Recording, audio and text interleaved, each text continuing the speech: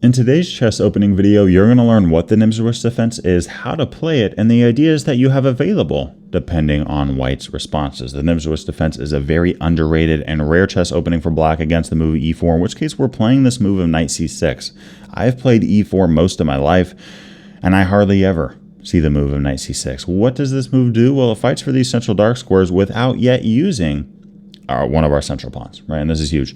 Now, in online chess, the most common move from White is knight f3. So we're going to cover this first. This is the Nimzowitsch defense declined. White going, you know what? I don't want to push my pawn there. I'm just going to play this move knight f3. Here you have a few options available. If you're an e4, e5 player, you can play the move e5 here. There's nothing wrong with that. I mean, at this point, it looks like we're just playing an e4, e5 opening.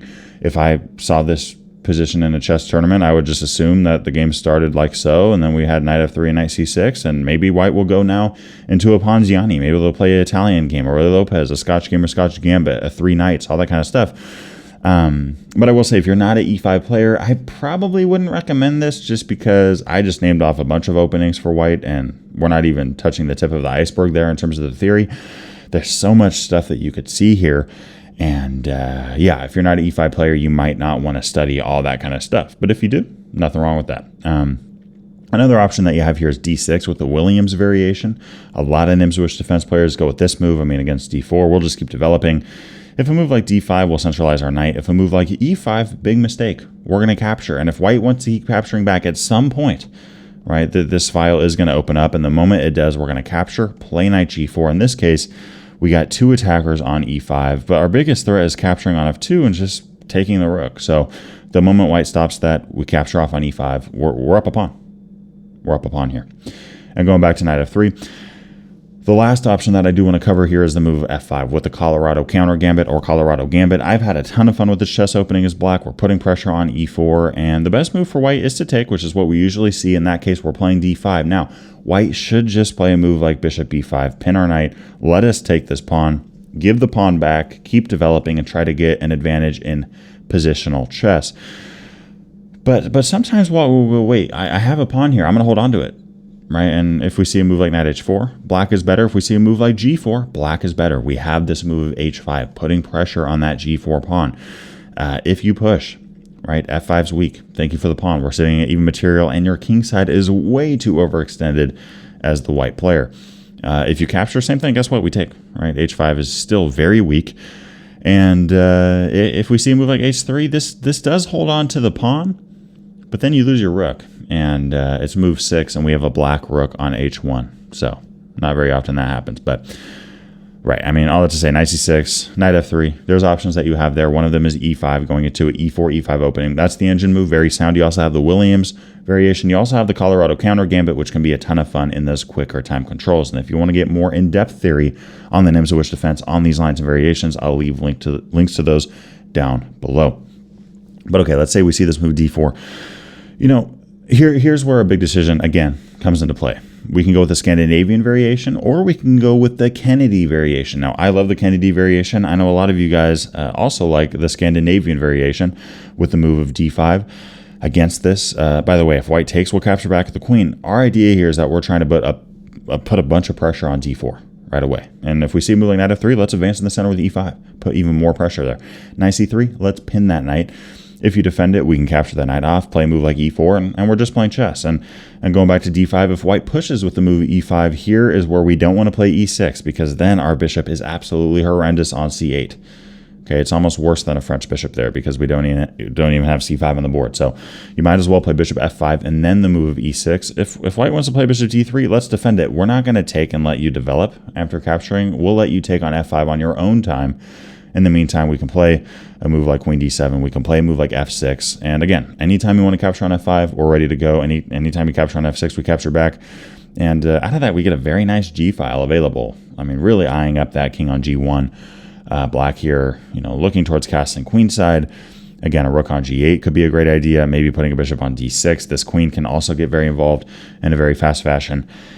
And yeah, the engine here gives the advantage to Black. Right, so that's one option that you have available with the Scandinavian variation. You'll often see captures or pushing there from the White side. But we also have this move with the Kennedy variation, which is what I enjoy a ton.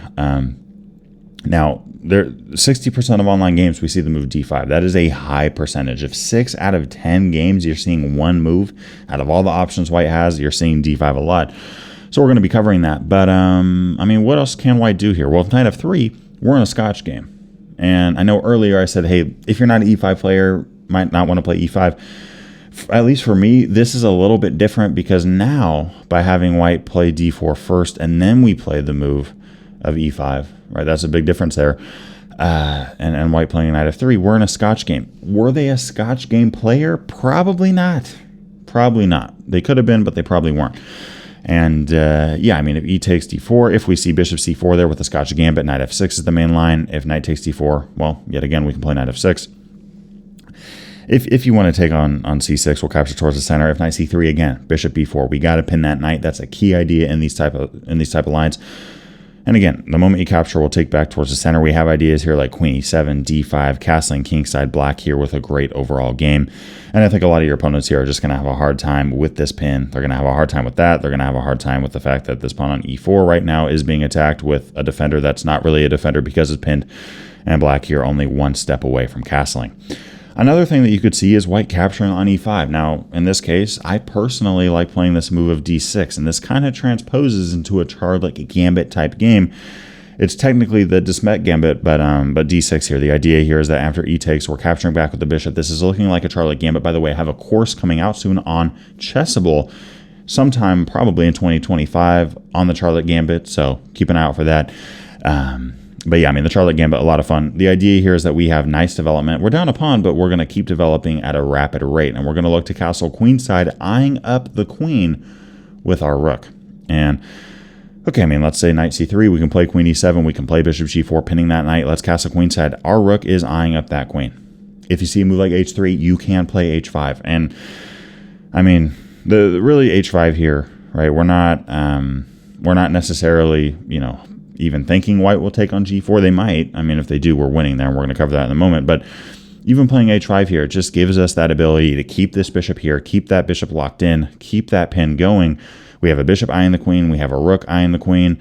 A lot of ideas here like knight e5 on the way. The most popular move in online chess is bishop g5, in which case against that we have knight e5, and black does have an objectively better position in that kind of case. But let's just say white does take. Well, the whole idea now is that we take back with the h-pawn. Our rook is a monster now. If you move your knight here, let's say you play something like knight d2, queen e5, we're threatening a mate in one, right? G3, queen h5, battery ram on the h-file, not good for white. If f4, we could play bishop c5 with check. White only has one move. We could take the rook, but why? Right? We can take that rook whenever we want to. Let's play queen h5. Let's threaten a mate in one. And if king f1 here, we have a beautiful force to mate. Throwing in a check. White only has one move. White only has one move. White only has one move, and this game is over. Beautiful stuff from the black side. So, yeah, I mean, after that move, e5, I play this all the time from black. And when I see the move of d takes, I play d6, and I get some pretty fun results there. Again, remember, when that knight comes out, you want to pin that knight on f3. And again, I have a Chessable course coming out on the Charlotte Gambit. Slightly different position, but very similar idea, and it honestly transposes into this position a lot. So, very fun stuff for black. If we see the move d5, which again is played in 60% of games. If you don't like this line for black, you're probably not going to like the Kennedy variation. Now, I personally love it. The whole idea here against the Link Springer variation is to get this knight over to g6 as fast as we possibly can. We're going to play this move of knight to e7. We're going to play this move of knight g6. I'm showing you all of white's most popular moves. Right, a5 key idea there. We don't want to play d6 right away because we don't want to get our bishop trapped. We want to give that bishop an escape square and then play the move of d6, right? So now that our bishop can run away if it needs to, we can play d6. We can now castle. And our idea here is that we're going to be looking towards knight h5 and knight f4 ideas. If you play g3 preventing that, then your light squares just got very weak. And if bishop g5, we play h6. Now, most players here will play bishop g5, and then they'll realize, wait, taking this is really bad because then I'm giving up my good bishop, and my bad bishop is still here. And now f4 is really in black's control. So we'll often see the move bishop e3 here. Don't take. Right, if you take here, white captures back. It is true they have double pawns, but then f4 is very well covered, and this rook on f1 is going to be active. So just play the move b6 and be ready for them to capture, in which case we'll take towards the center.